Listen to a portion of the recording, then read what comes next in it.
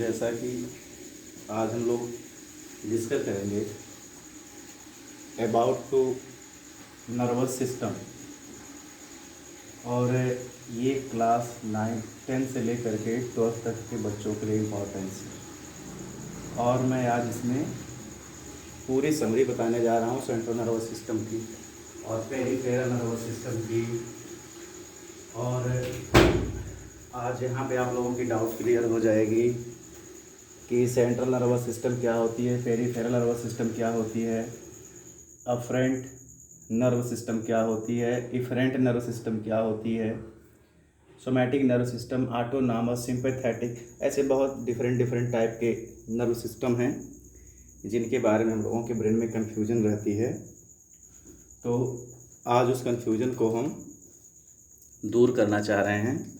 तो देखो, सबसे पहले सेंट्रल नर्वस सिस्टम दो तरह की होती हैं, पेरिफेरल नर्वस सिस्टम और CNS का मतलब central nervous system. Peripheral nervous system में देखा जाए तो क्रेनियल नर्व सिस्टम और स्पाइनल नर्व। क्रेनियल नर्व का मतलब होता है,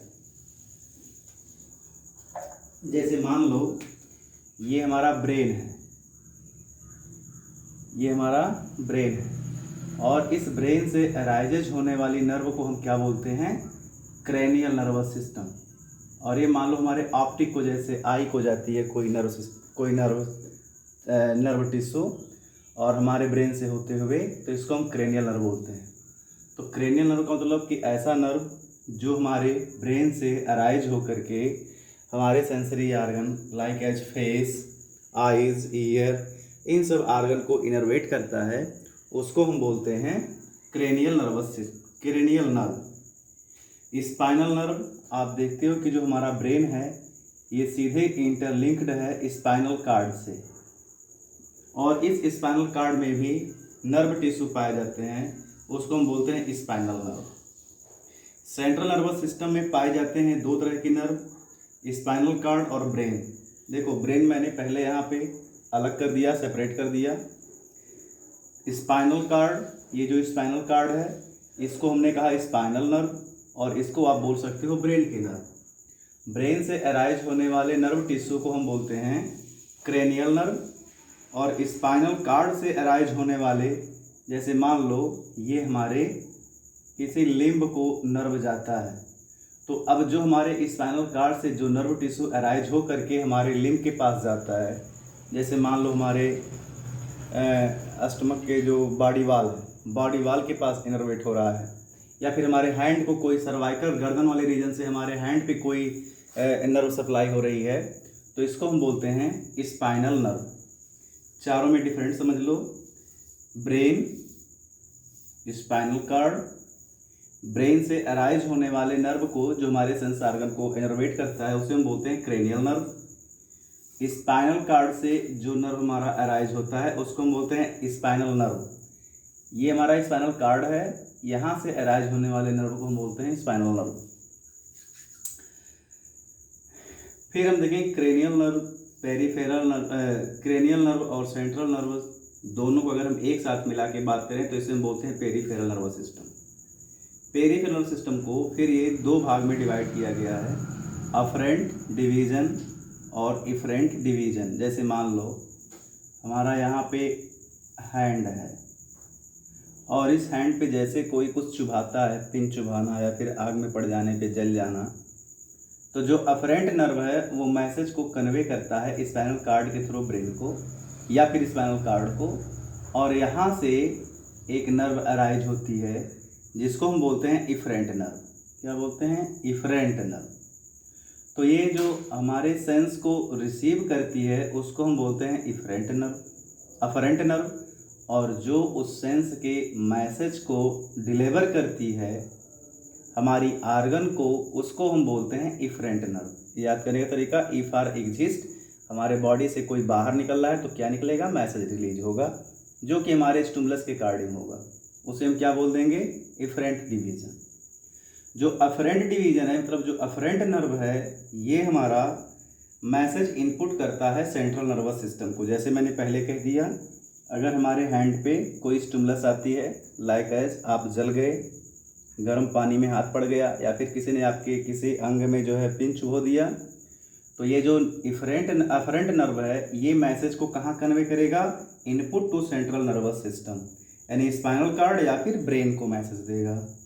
इसके बाद स्पाइनल कार्ड या ब्रेन जिस तरह से मैसेज को प्रोसेस करेगी, उसके बाद वो आउटपुट देगा, output central nervous system to peripheral nervous system.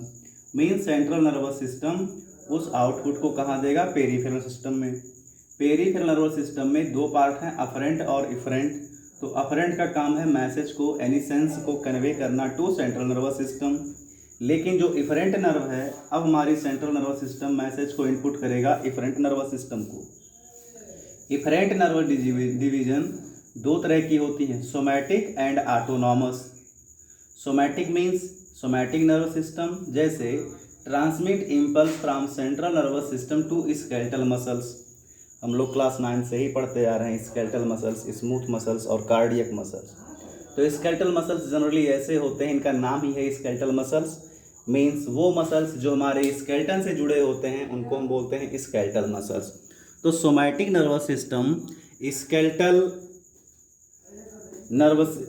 Skeletal muscles को मैसेज कन्वे करता है, लेकिन ये मैसेज कैसा है?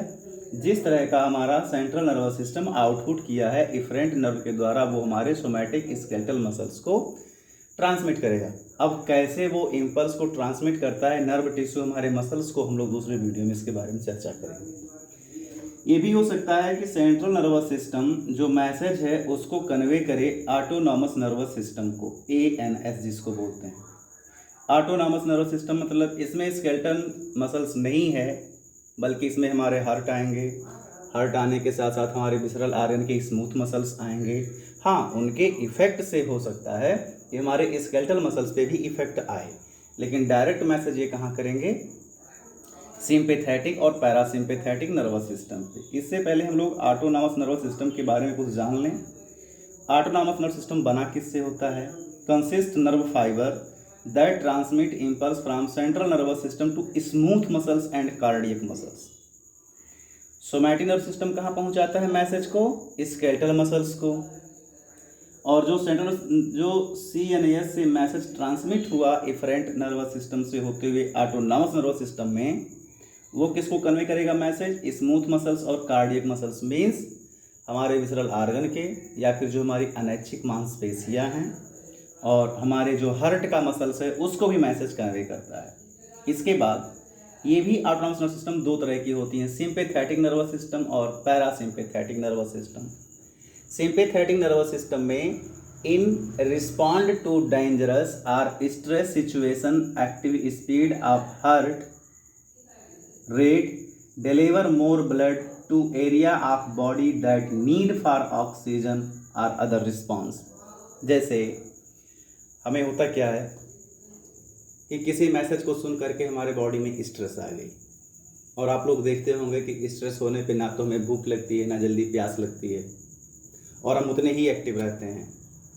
तो स्ट्रेस के सिचुएशन में डेंजरस, आप कितने भी वीक हो, खड़ा होने की इच्छा नहीं हो रही है, लेकिन अगर आपके सामने कोई भयावना चीज़ आ गया, डेंजरस चीज़ आ गई, तो आप ऑटोमेटिक क्या करते हो? भागना शुरू कर देते हो। जैसे मान लो आप बहुत कमजोर हो, लेकिन आपके पीछे एक डॉग ने बहुत ज़ोर से भौंका और आप भागना शुरू कर दिए, या फिर स्नेक की आवाज़ कहीं से निकल आई, आप आवाज़ को सुनते ही जो है भागना शुरू कर देते हो। तो आप भागते कैसे हो? भागने के लिए हमें एनर्जी चाहिए।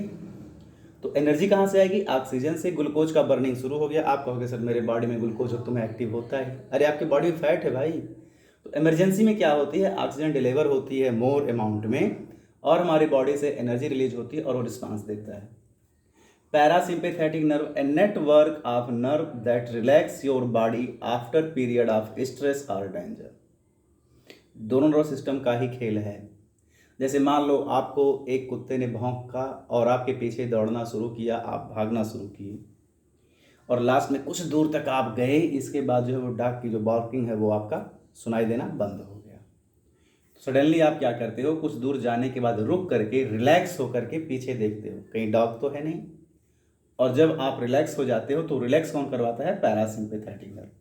तो ये टोटल हमारे नर्वस सिस्टम है। एक बार फिर से रिव्यू कर लिया जाए। नर्वस सिस्टम दो तरह के, peripheral, central nervous system. Peripheral में आता है cranial nerve, spinal nerve. Central में आता है स्पाइनल कार्ड और ब्रेन।